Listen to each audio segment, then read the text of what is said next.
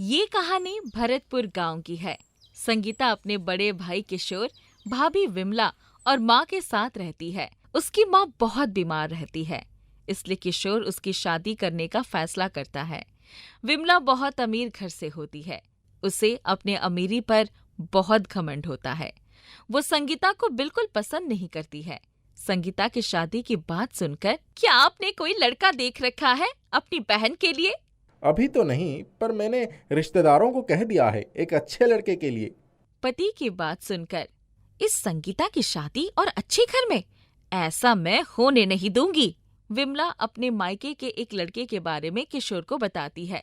वो लड़का बिल्कुल अच्छा नहीं होता है, पर विमला उस लड़के के बारे में सिर्फ झूठ बोलती है और संगीता की शादी उस लड़के रमेश से करा देती है। शादी के कुछ दिनों बाद संगीता की माँ भी गुजर जाती है।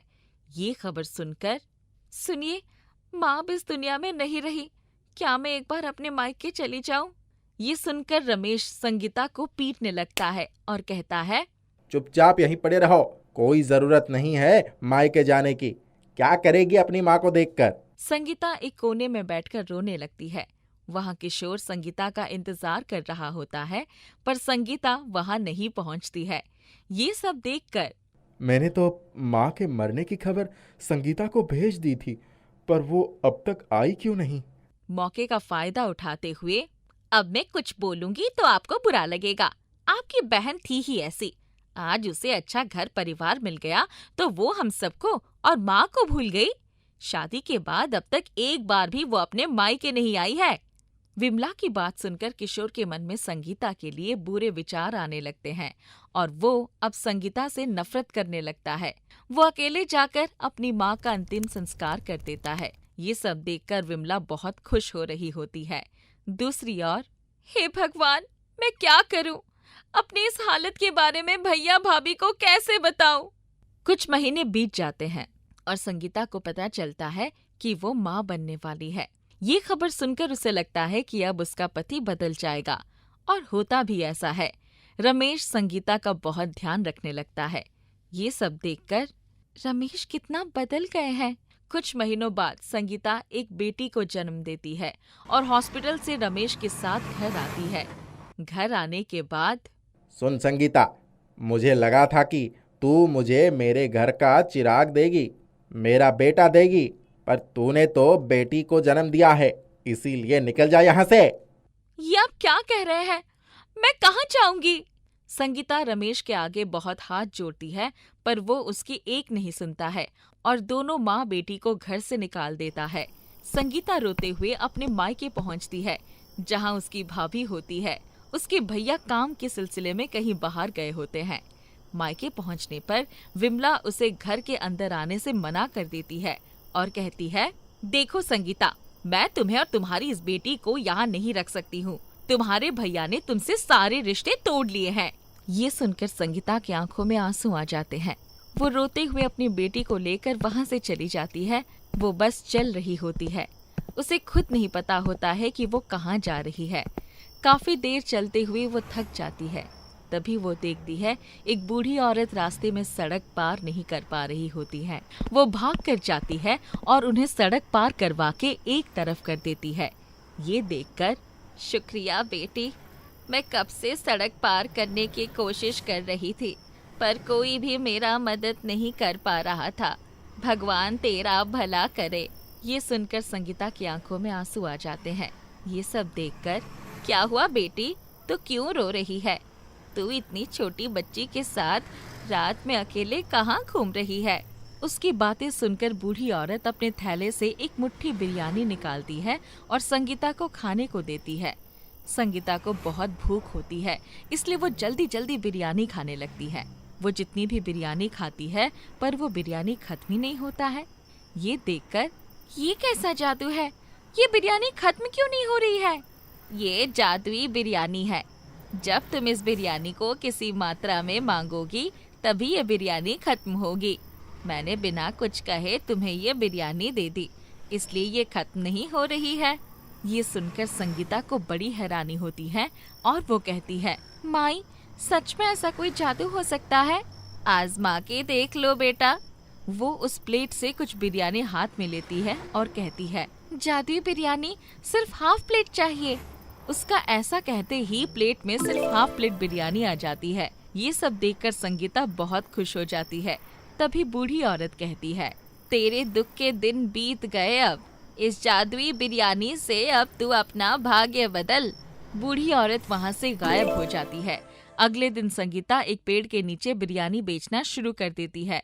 जादुई बिरयानी इतनी स्वादिष्ट होते हैं कि लोग उसकी सुगंध से आकर्षित होने लगते हैं और उसे खाने के लिए संगीता के पास भीड़ जमा होती है। उस दिन संगीता की बहुत अच्छी कमाई हो जाती है। ये देखकर, मेरी बेटी, ये सब तेरे आने से हुआ है।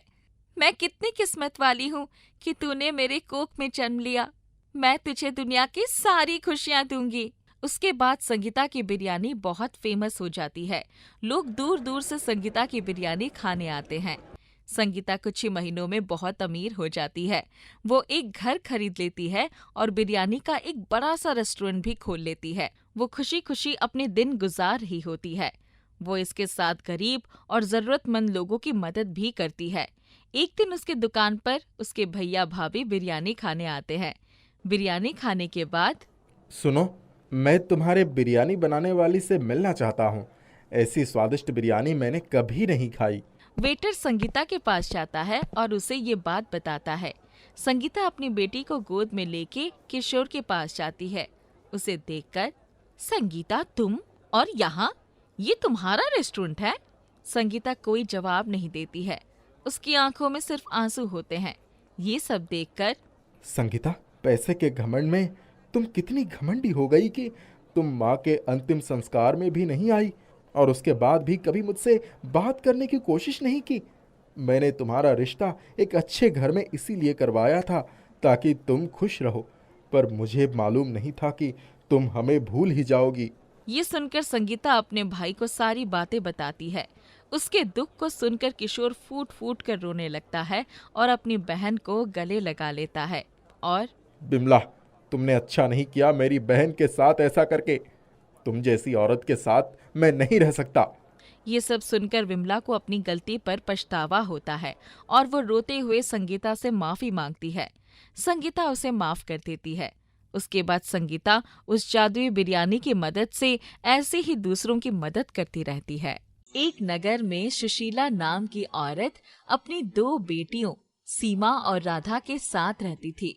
सुशीला का पति दूर किसी शहर में नौकरी के लिए गया तो वापस ही नहीं आया। शुरू में तो वो घर खर्च के पैसे भेज देता था, लेकिन धीरे धीरे उसने वो भी बंद कर दिया।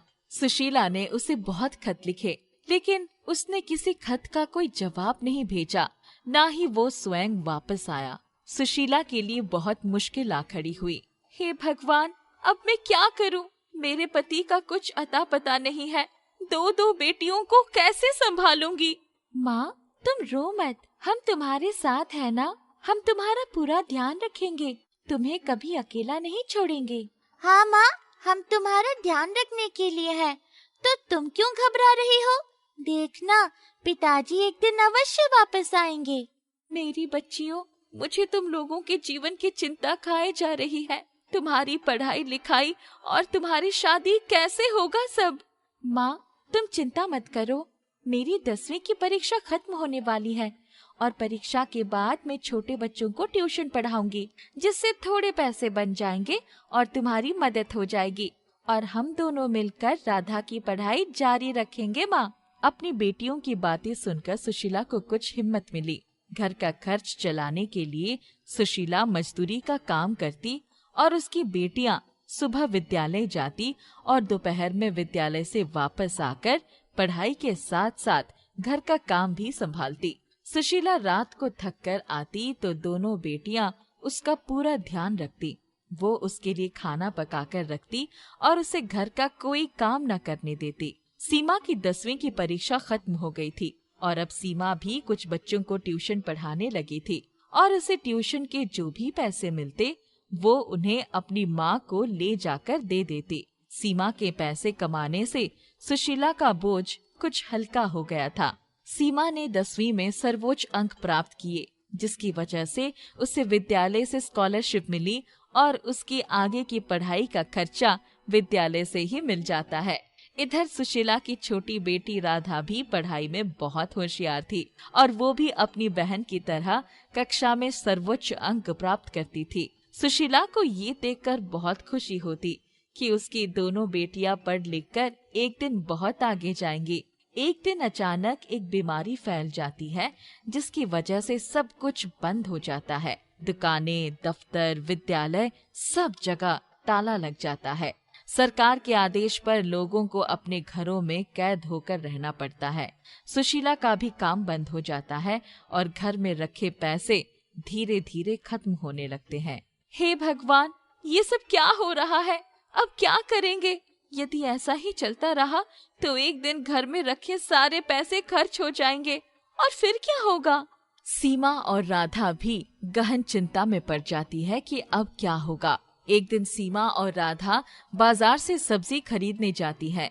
सरकार के आदेश के अनुसार केवल जरूरी चीजों की दुकानें एक निश्चित समय तक खोलने का आदेश था। सीमा और राधा उस समय में ही बाजार से सब्जी और अन्य जरूरी सामान लेने जाती है। जब वो दुकान पर सामान लेने के लिए खड़ी होती है, उसी समय टेलीविजन पर देश के प्रधानमंत्री का भाषण आ रहा होता है, जिसमें वो आत्मनिर्भर बनने की बात कर रहे थे। सीमा देखती है सभी ने मुंह पर मास्क लगा रखे थे। सीमा और राधा ने अपने मुंह पर दुपट्टा बांध रखा था क्योंकि उनके पास मास्क नहीं थे। सीमा बाजार से एक मास्क भी खरीदती है और घर आकर, देखो माँ, मैं ये मास्क लेकर आई हूँ। अरे लेकिन इसकी क्या जरूरत थी? तुम लोगों ने तो अपने मुंह पर दुपट्टा बांध ही रखा था ना। और फिर तुम लोगों को कौन सा रोज रोज बाहर जाना है जो तुम्हें इस मास्क की जरूरत हो? नहीं माँ, मैं ये मास्क अपने लिए नहीं लाई, बल्कि मास्क बनाना सीखने के लिए लाई हूँ। क्या मतलब? माँ, आज जब हम दुकान पर सामान लेने खड़ी थी, तभी मैंने वहाँ टेलीविजन पर अपने देश के प्रधानमंत्री का भाषण सुना, जो देश को आत्मनिर्भर बनाने की प्रेरणा दे रहे थे। तो मेरे दिमाग में एक विचार आया कि क्यों ना इस बीमारी के समय हम इस तरह के मास्क बनाकर बेचना शुरू करें। इस समय लोगों को इनकी बहुत जरूरत है। लोगों की जरूरत पूरी हो जाएगी और हमें घर का खर्चा चलाने के लिए कुछ पैसे मिल जाएंगे। सीमा की बातें सुनकर सुशीला बहुत खुश होती है और वे लोग घर में रखे सामान की मदद से ही मास्क बनाना शुरू कर देती है। सीमा और राधा वो बने हुए मास्क बाजार में खुली कुछ दुकानों पर बेचने लगती हैं और जल्दी ही उनका मास्क बनाने का काम अच्छा चलने लगता है। लोग उनसे घर आकर मास्क खरीदने लगते हैं, जिससे उनकी अच्छी आमदनी हो जाती है। वक्त बीतता गया। सीमा और राधा अब बड़ी हो गई थी। सीमा मन लगाकर सरकारी स्कूल में शिक्षिका की नौकरी के लिए तैयारी करने लगती है और राधा एक डॉक्टर बनना चाहती है, जिसके लिए उसे बहुत पैसों की आवश्यकता होती है।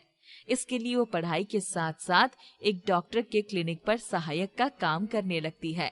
राधा बहुत लगन और मेहनत से डॉक्टर के साथ काम करती है कि डॉक्टर भी उसकी पढ़ाई में उसकी सहायता करने लगती है। एक दिन सीमा खुश होते हुए घर आती है और सुशीला को गले लगा लेती है।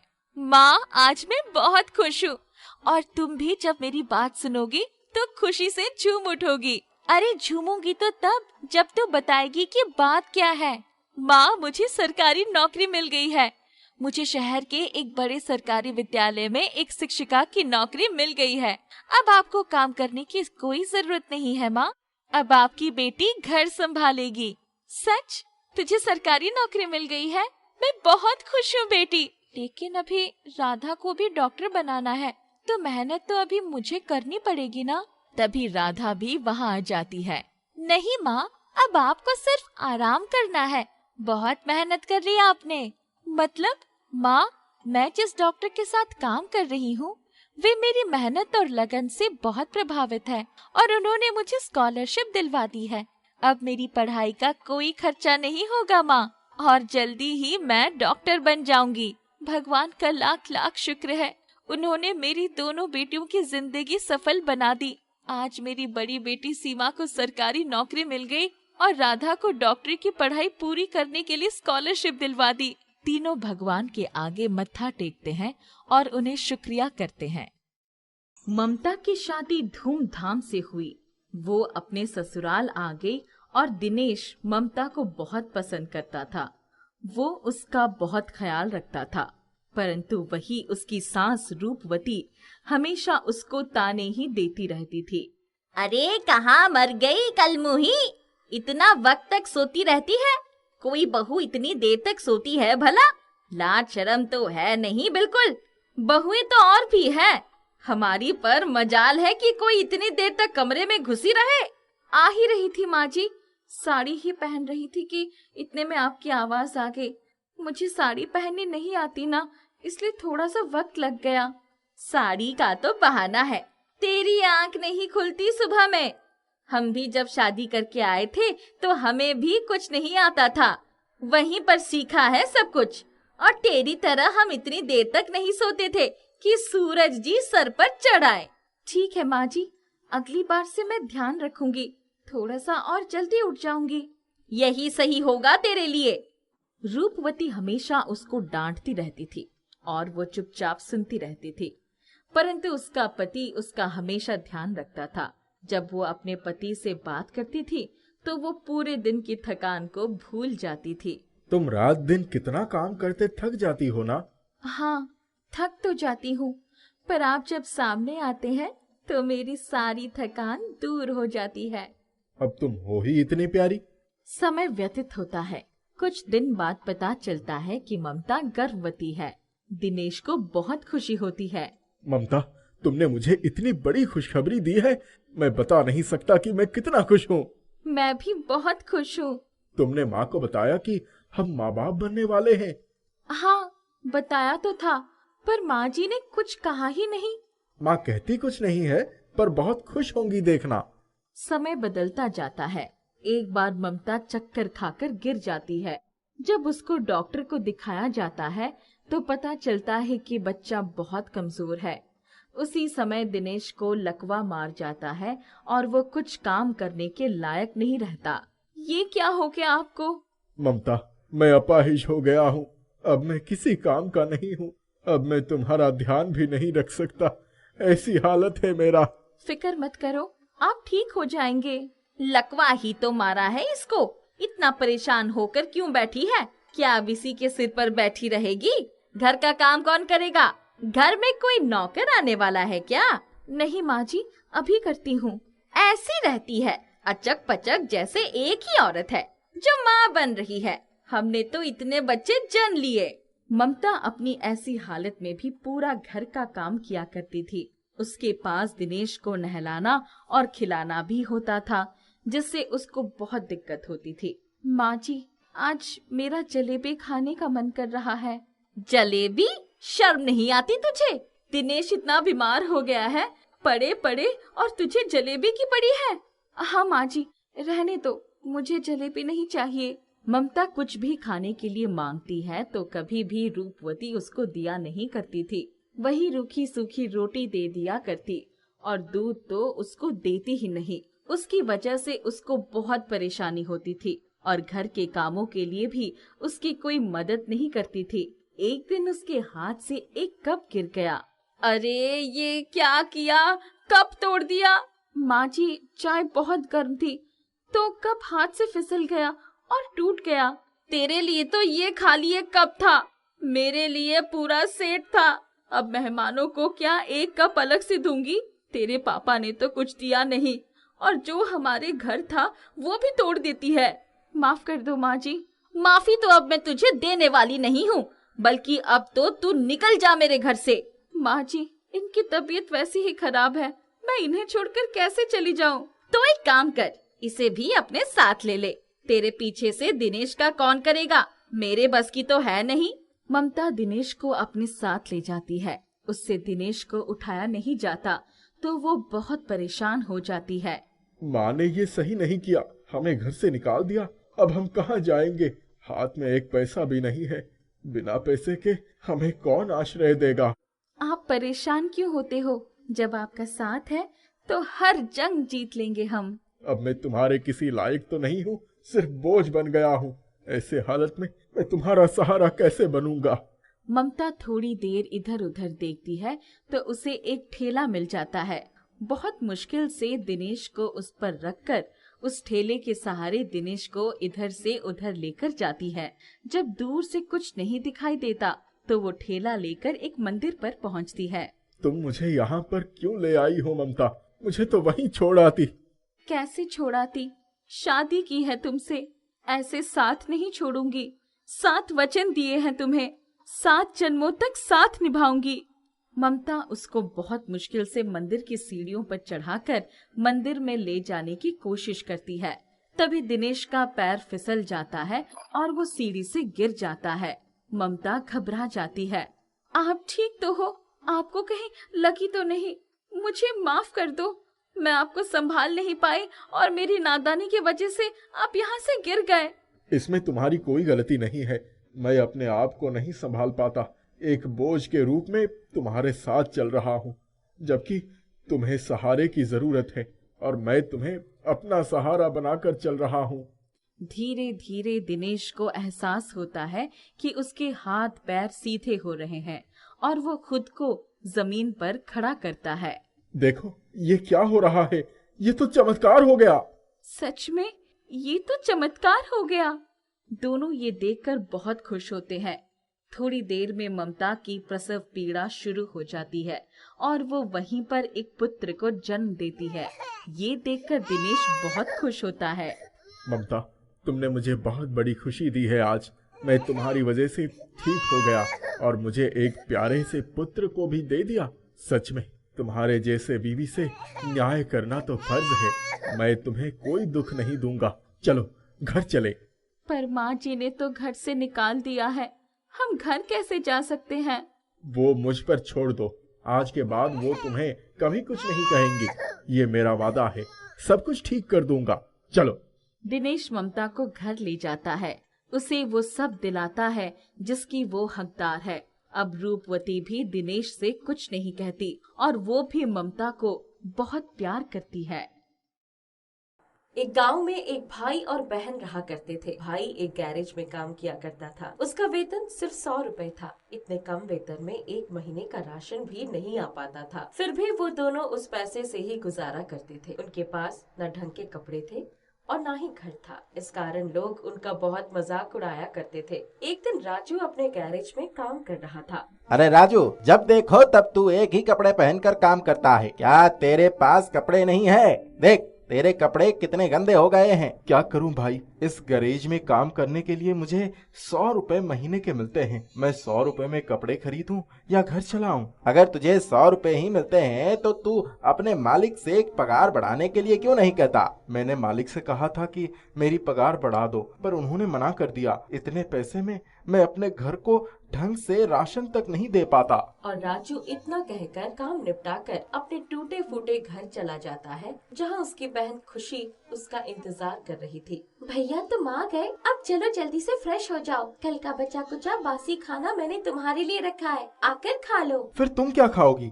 नहीं नहीं, मैं नहीं खाऊंगा। वो तुम खा लो, मैं बाद में खा लूंगा। नहीं नहीं भैया, चलो हम दोनों मिलकर खाते हैं। ना जाने हम दोनों कब तक बासी खाना खाते रहेंगे। और वो दोनों बचा हुआ बासी खाना खा लेते हैं और सो जाते हैं। अगली सुबह, भैया हमारे पास तो राशन ही नहीं है, आज मैं खाना क्या बनाऊंगी? तू परेशान ना हो, मैं अभी जाकर मालिक से कहता हूँ कि मुझे कुछ पैसे दे दे। उस पैसे से मैं घर का राशन ले आऊंगा। ठीक है भैया, पर जल्दी आना। राजू गैरेज जाता है, जहाँ वो अपने मालिक से कहता है, मालिक आप मुझे मेरे महीने के पैसे अभी दे दीजिए, क्योंकि मुझे घर का राशन लाना है। क्या कहा? पैसे? तुझे मैं इतनी जल्दी पैसे दे दूं? एक तो ढंग का काम नहीं करता और एडवांस पैसे मांग रहा है। नहीं मालिक, ऐसा मत करो। मेरे घर में राशन खत्म हो चुका है। मेरी बहन भूखी है मालिक। राजू के बहुत कहने के बाद भी मालिक उसे पैसे नहीं देता और डांट कर भगा देता है। हे भगवान, अब मैं क्या करूं? मेरी बहन बहुत भूखी है। आज मैं अपनी बहन को क्या दूं? जब वो घर जाता है तो उसकी बहन उससे कहती है, भैया पता है आज मेरी दोस्त बिरयानी खा रही थी। मैं जानती हूँ भैया कि तुम बिरयानी बहुत ही अच्छी बनाते हो। क्या तुम मेरे लिए बिरयानी बनाओगे? खुशी, बिरयानी बनाने के लिए सामान की जरूरत पड़ती है और मेरे पास पैसे नहीं है कि मैं बिरयानी का सामान ला सकूं। खुशी उदास होकर राजू से कहती है, कोई बात नहीं भैया, रहने दो, मैं कभी और खा लूंगी। इतना कहकर खुशी वहाँ से चली जाती है। राजू को बहुत बुरा लगता है और राजू खुद से कहता है, हे भगवान, मैं इतना गरीब क्यों हूँ? मैं अपनी बहन की इच्छा भी पूरी नहीं कर पा रहा हूँ। मुझे खुशी को मना नहीं करना चाहिए था। वैसे पंकज ने कहा था कि कुछ दिक्कत होगी तो मुझे कहना, मैं उससे कुछ पैसे उधार ले लेता हूँ और खुशी के लिए बिरयानी बना देता हूँ। राजू पंकज के पास जाकर कुछ पैसे उधार मांगता है, जहाँ पंकज राजू से कहता है, भाई मेरे पास तो पैसे ही खत्म हो गए हैं। मेरी माँ की तबीयत बहुत खराब थी तो उन्हीं के इलाज में लग गई। कोई बात नहीं पंकज, तुम अपनी माँ का ध्यान रखना। राजू उदास होकर वहाँ से चला जाता है। रास्ते में वो देखता है एक बूढ़ी औरत भारी झोला नहीं उठा पा रही होती है। राजू उस बूढ़ी औरत के पास जाकर कहता है, अरे बूढ़ी माँ, लाओ मैं आपकी मदद कर देता हूँ। आप इतना भारी झोला नहीं उठा पाओगी। नहीं बेटा, मैं उठा लूंगी। नहीं बूढ़ी माँ, लाओ आप अपने घर का रास्ता बता दो, मैं अभी वहाँ पहुँचा देता हूँ। बूढ़ी औरत वो झोला राजू को दे देती है और राजू उनकी बताई हुई जगह पर ले जाता है और कहता है, ठीक है बूढ़ी माँ, मैं चलता हूँ। जरा रुको बेटा, तुम्हारा नाम क्या है? मैं तुम्हें बहुत देर से देख रही हूँ, तुम उदास हो, कोई बात है तो मुझसे कहो। मेरा नाम राजू है। अब क्या बताऊँ बूढ़ी माँ, मेरी बहन को बिरयानी खानी है और मैं बिरयानी बना नहीं सकता क्योंकि मेरे पास पैसे नहीं है। मैं इतना गरीब हूँ कि मैं अपनी बहन की इच्छा भी पूरी नहीं कर पाता। बेटा, तुमने मेरी मदद की, मैं भी तुम्हारी मदद करना चाहती हूँ। ये बोलकर बूढ़ी औरत अपने झोले से एक कढ़ाई निकालती है और राजू से कहती है, ये लो राजू, ये एक जादुई कढ़ाई है। इस कढ़ाई से तुम बिरयानी बना सकते हो। जब तुम इस जादुई कढ़ाई को चूल्हे पर रखोगे तो बिरयानी खुद व खुद बन जाएगी। आपका बहुत बहुत धन्यवाद बूढ़ी माँ। राजू धन्यवाद बोलकर अपनी बहन के पास जाता है और ये सारी बातें अपनी बहन से कहता है। फिर राजू चूल्हा जलाकर वो कढ़ाई चूल्हे पर रखता है। देखते ही देखते उस जादुई कढ़ाई से जादुई बिरयानी बन जाती है।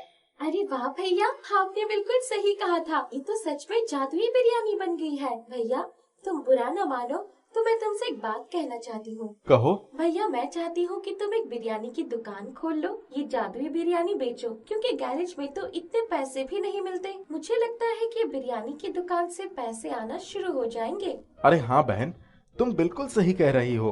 फिर दोनों भाई बहन बाजार में एक मिट्टी का चूल्हा बनाकर वहाँ उस कढ़ाई से जादुई बिरयानी बेचना शुरू करते हैं। वो जादुई बिरयानी बहुत स्वादिष्ट होती है, इसलिए बिरयानी खाने के लिए वहाँ लोगों की भीड़ लग जाती है। देखा भैया, पहले ही दिन से हमारी जादुई बिरयानी खाने के लिए लोगों की भीड़ लग गई है। हाँ खुशी, तुम बिल्कुल सही कह रही हो।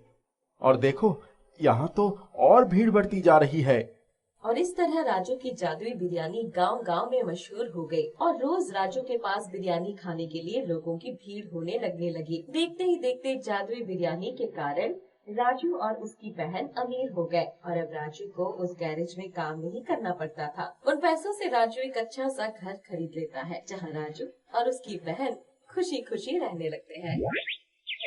गोपी नाम का एक आदमी था। गोपी के गांव में एक जादुई नदी थी। लोगों का कहना था जादुई नदी सभी लोगों की इच्छाएं पूरी करती है। यही सुनकर गोपी भी जादुई नदी की ओर निकल पड़ा। बहुत ढूंढने पर भी उसे जादुई नदी नहीं मिली। पता नहीं जादुई नदी कहाँ है। दूर दूर तक तो मुझे कोई भी नदी नहीं दिख रही।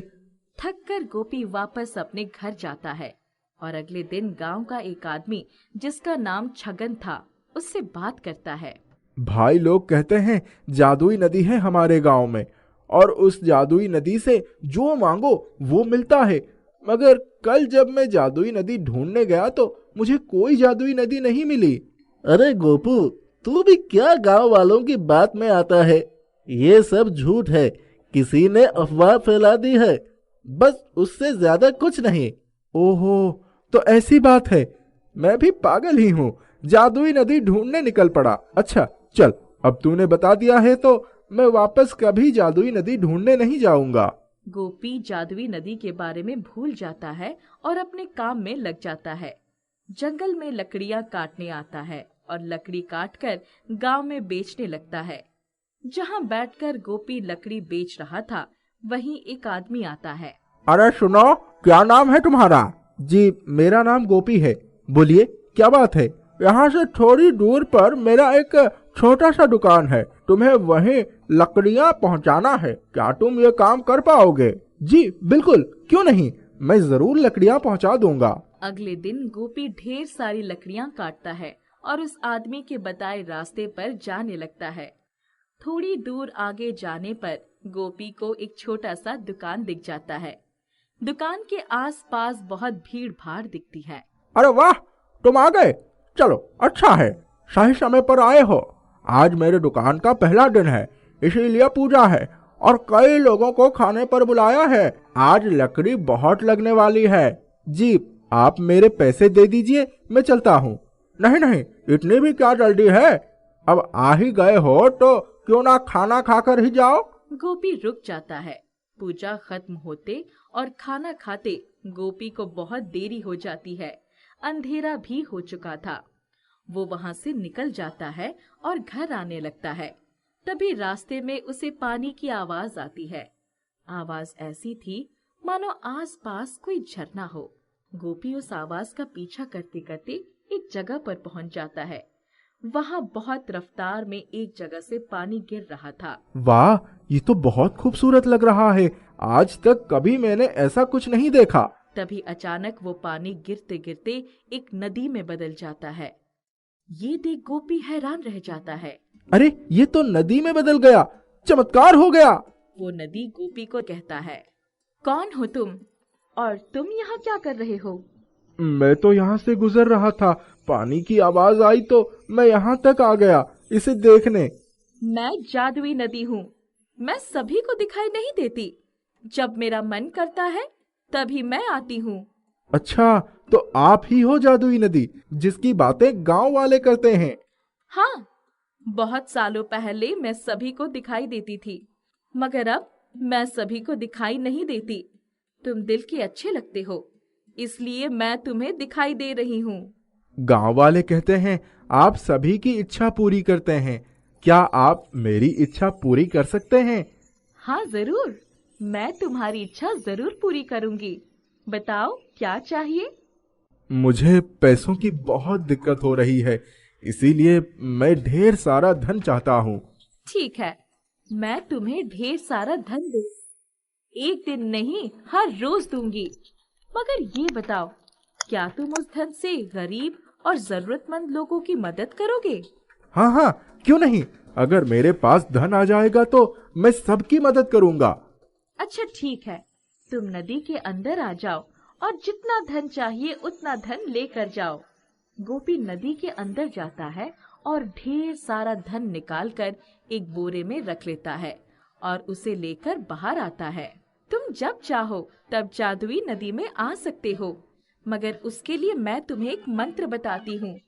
तुम यहाँ आकर जब वो मंत्र पढ़ोगे तभी मैं तुम्हारे सामने आऊंगी। अगर ये मंत्र तुमने किसी के सामने बोल दिया तो उसी वक्त तुम ये मंत्र भूल जाओगे और सामने वाले आदमी को ये मंत्र याद हो जाएगा। तुम कितना भी चाहो मंत्र नहीं याद कर पाओगे। ठीक है, मैं आपकी बात समझ गया। जादुई नदी से धन पाकर गोपी बहुत अमीर बन जाता है और साथ ही गरीब और जरूरतमंद लोगों की मदद करता है।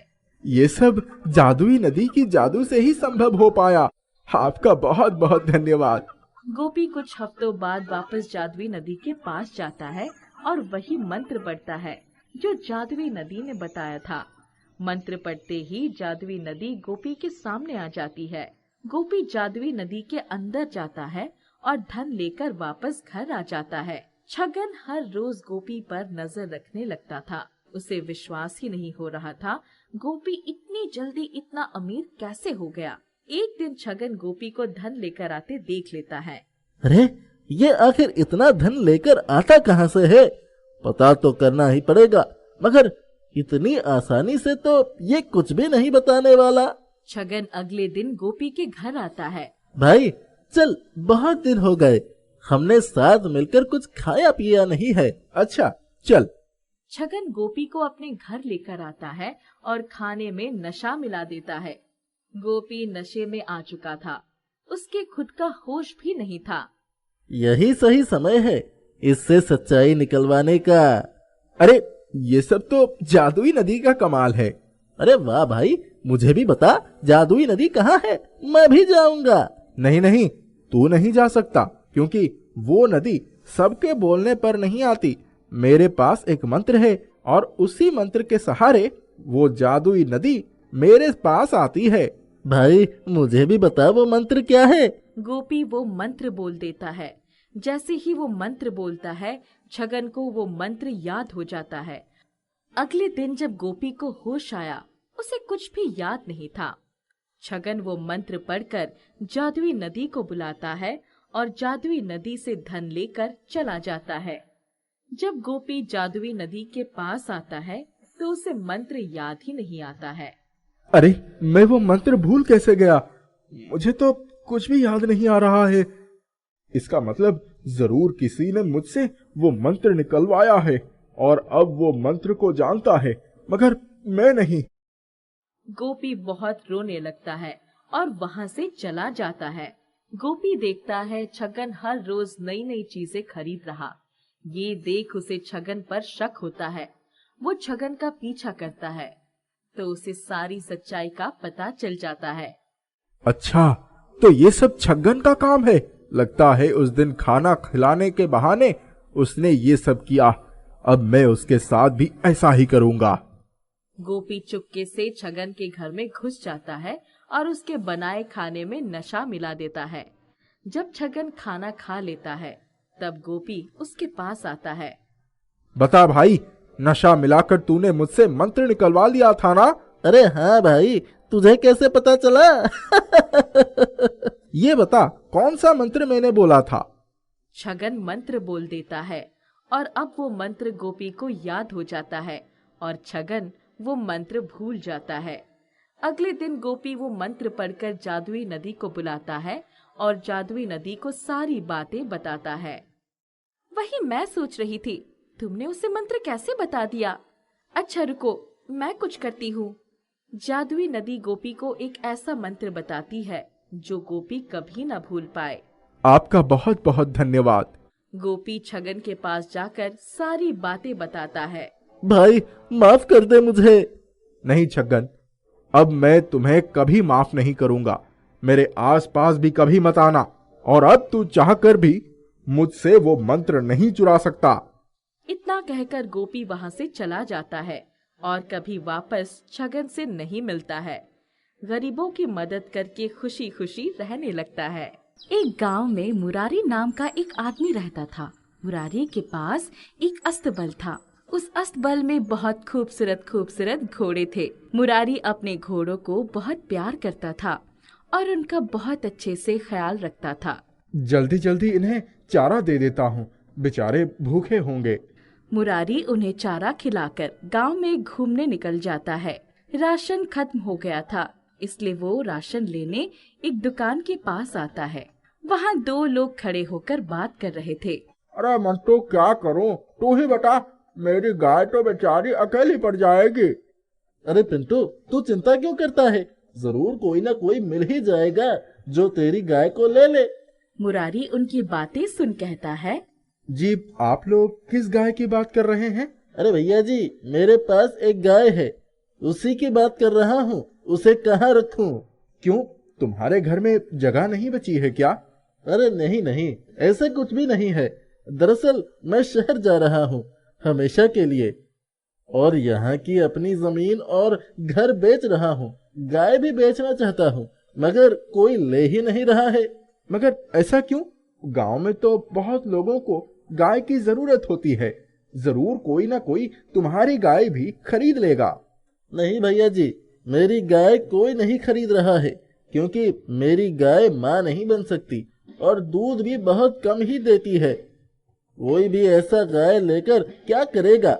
वो तो पिताजी ने उसे पाला था, इसीलिए मैंने भी इतने दिन से उसे पाल रहा हूँ, मगर अब उसका कोई काम नहीं है। ये सुन मुरारी को बहुत दुख पहुंचता है। वो सोचता है, अरे, इसमें उस बेचारी गाय का क्या गलती है? कोई उसे नहीं लेना चाह रहा है तो? यही सोचकर वो पिंटू से कहता है, क्या मैं एक बार तुम्हारी गाय को देख सकता हूँ? हाँ हाँ जरूर, अभी ही चलिए। मुरारी पिंटू के साथ उसकी गाय देखने चला जाता है। मुरारी को देखते ही वो गाय मुरारी की ओर आने लगती है और आवाजें निकालने लगती है। ये तू क्या कर रही है? चल हट, मुझसे दूर होकर खड़ी हो। अरे नहीं नहीं, इसे डांटो मत, कोई बात नहीं। मुरारी को वो गाय बहुत पसंद आ जाती है, इसलिए वो उस गाय को लेने का मन बना लेता है। भाई, मुझे ये गाय तो बहुत पसंद आई, बता कितने में देगा? वाह, क्या सच में आप इसे लेना चाह रहे हैं? हाँ बिल्कुल। अरे ज्यादा नहीं, कोई इसे लेना भी नहीं चाह रहा है और आप इसे लेना चाह रहे हैं। चिंता मत कीजिए, मैं आपसे इसके ज्यादा पैसे नहीं लूंगा। मुरारी और पिंटू आपस में बात कर लेते हैं और पैसे की लेन देन होने के बाद मुरारी उस गाय को अपने साथ लेकर अपने घर आ जाता है। तू तो बहुत ही प्यारी है, मैं आज से तुझे प्यारी ही बुलाऊंगा। बोल, तुझे पसंद आया ना तेरा नाम? गाय जोर जोर से आवाज निकालने लगती है और मुरारी को प्यार करने लगती है। काश तू मुझे पहले मिलती। मुरारी अपने घोड़ों का ख्याल भी अच्छे से रखता था और अपनी गाय का भी। धीरे धीरे मुरारी को प्यारी से बहुत लगाव हो जाता है। प्यारी, जब से तू मेरी जिंदगी में आई है, खुशियां ही खुशियां हैं। तू मुझे छोड़कर कभी मत जाना। जितने लोग मुरारी से मिलने आते, सभी मुरारी का मजाक उड़ाकर चले जाते थे। इसी तरह एक दिन मुरारी का दोस्त चंद्रकांत मुरारी के घर आता है। अरे भाई मुरारी, मुझे लगता है तू बहुत समझदार है, मगर तू तो बिल्कुल नासमझ निकला रे। मतलब तू कहना क्या चाहता है? मैं नहीं समझा। अरे पागल, तू ऐसी गाय क्यों अपने साथ रखे हुए है जो दूध तक अच्छे से नहीं देती है और ये माँ भी नहीं बन सकती? फिर इसे रखकर क्या करेगा? तेरा कितना समय इसके पीछे चला जाता है। उतने समय में तो तू बहुत काम कर सकता है। ये सुन मुरारी बहुत गुस्सा हो जाता है। चंद्रकांत, मैं तुझे अपना दोस्त समझता था। मुझे लगता था भले ही पूरा गांव मेरे खिलाफ हो, तू हमेशा मेरा साथ देगा, मगर आज तूने भी ऐसी बात कर दी। तुझे दिखता नहीं मैं प्यारी से कितना प्यार करता हूँ? और प्यारी की ओर देख, वो मुझे कितना प्यार करती है। मैं उसे कभी भी नहीं छोड़ सकता। माना कि वो माँ नहीं बन सकती, माना कि वो दूध नहीं दे सकती, इसका मतलब मैं उसे अकेला छोड़ दूं? अरे अच्छा भाई, ठीक है ठीक है, तुझे जो भी करना है कर, मैं जा रहा हूँ। सोचा दोस्त होने के नाते समझा देता हूँ, मगर तुझे तो कुछ समझना ही नहीं है भाई। इतना कहकर चंद्रकांत वहाँ से चला जाता है और मुरारी प्यारी को गले से लगाकर रोने लगता है। कोई भी तुझे समझ नहीं रहा है, मगर तू चिंता मत कर, मैं तुझे बहुत अच्छे से समझता हूँ और कभी तुझे खुद से अलग नहीं करूँगा। गांव में एक तांत्रिक आता है और सभी के घरों में घूम घूम कर उन्हें आगे भविष्य के बारे में बताता है। मुरारी के घर के पास आकर कहता है, आओ बच्चे, बाहर आओ, पूछो क्या पूछना है। मुरारी को इन सब चीजों पर विश्वास नहीं था, इसलिए वो तांत्रिक को वापस चले जाने को कहता है। ये बच्चे, तू किससे बात कर रहा है, तुझे पता है? जी, मैं सब समझ रहा हूँ, मगर मुझे माफ कीजिए, मैं इन सब चीजों पर विश्वास नहीं करता हूँ। ये सुन तांत्रिक बहुत ज्यादा ही गुस्सा हो जाता है। इसको तो सबक सिखाना पड़ेगा। तांत्रिक देखता है कि मुरारी गाय की अच्छे से देखभाल कर रहा है और उससे बात भी कर रहा है। अभी सबक सिखाता हूँ इसे। ये सोचकर तांत्रिक जोर जोर से चिल्लाने लगता है। ये गाय इस गांव के लिए अभिशाप है। सुनो सुनो सुनो गांव वालों, अगर ये गाय इस गांव में रही तो किसी का भला नहीं हो पाएगा, सभी को बहुत नुकसान होने वाला है। ये सुन गांव वाले बहुत डर जाते हैं और मुरारी से कहते हैं गाय को गांव से बाहर कहीं दूर छोड़ाने के लिए। नहीं नहीं, मैं अपनी प्यारी को कहीं नहीं जाने दूंगा। इसके यहाँ रहने से किसी का कुछ बुरा नहीं हो सकता। ये तांत्रिक झूठ बोल रहा है। गांव वाले मुरारी की बात नहीं सुनते और गाय को गांव से बाहर छोड़कर आने की जिद करने लगते हैं। नहीं, मैं अपनी प्यारी को कहीं भी अकेला नहीं छोड़ सकता। इसी वजह से मैं खुद ही अपनी प्यारी और अपने घोड़े को लेकर ये गांव छोड़कर कहीं दूर चला जाऊंगा। गांव वाले मान जाते हैं। उसी दिन मुरारी अपने घोड़े और अपनी गाय प्यारी को लेकर गांव से निकल जाता है। गांव से बाहर आने के बाद उसे एक भी ऐसा जगह नहीं मिलता है जहां वो रह सके। अब मैं इन्हें लेकर कहाँ जाऊं? कोई भी हमें नहीं रखना चाह रहा है। घूमते घूमते रात हो जाती है। मुरारी थक कर एक और बैठ जाता है। बारिश बहुत तेज शुरू हो जाती है। बिजली भी कड़कने लगती है। तभी आसमान से एक चमकीला पत्थर नीचे गिरता है। प्यारी उस चमकीले पत्थर को खा जाती है। प्यारी, चल वहां चलकर गोबर कर ले, फिर हम वापस से घर ढूंढने चलते हैं। प्यारी गोबर कर लेती है। जैसे ही प्यारी गोबर करके आती है, तभी वहां से बहुत चमकीली रोशनी आने लगती है। वहां चमकती हुई चीज क्या है? जब मुरारी वहां जाता है तो देखता है प्यारी ने जहां गोबर किया है वो गोबर सोने के गोबर में बदल गया है। ये देख मुरारी हैरान रह जाता है। ये क्या हो गया? सोने की गोबर? प्यारी, ये देख, तूने सोने की गोबर की है। मुरारी सोने को ले लेता है और उसे बेचकर जितने पैसे मिलते हैं उससे एक नया घर खरीद लेता है और वहां अपने घोड़ों को और प्यारी को रखता है। अगले दिन भी प्यारी सोने का गोबर करती है। ये देख मुरारी खुश हो जाता है।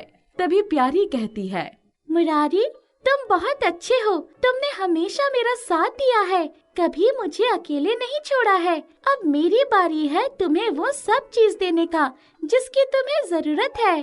प्यारी, तुम मेरे लिए हमेशा खास ही रहोगी। तुम मुझे सोना दो या ना दो, तुम तो हमेशा मेरे लिए खास ही हो। इतना कहकर मुरारी प्यारी को गले से लगा लेता है। धीरे धीरे मुरारी को सब कुछ मिल जाता है और वो बहुत अमीर आदमी बन जाता है। आसपास के गांव में भी मुरारी का नाम प्रसिद्ध हो जाता है। मुरारी के गांव वालों को जब ये पता चलता है तब सभी हैरान रह जाते हैं और सभी मुरारी से मिलने आने लगते हैं। जिस तांत्रिक ने मुरारी के गाय को अभिशाप कहा था वो भी मुरारी के पास आता है। मुरारी, मुझे माफ कर दो, कृपया थोड़े पैसे दे दो, बहुत जरूरत है। ठीक है, मैं तुम्हें पैसे दूंगा, मगर इससे पहले तुम्हें गांव में जाकर सभी को सच बताना होगा। तांत्रिक मान जाता है और गांव आकर सभी को सच्चाई बताता है। गांव वाले सच्चाई जानकर तांत्रिक की बहुत पिटाई करते हैं और मुरारी से माफी मांगते हैं। मुरारी तांत्रिक को पैसे देकर उसकी मदद कर देता है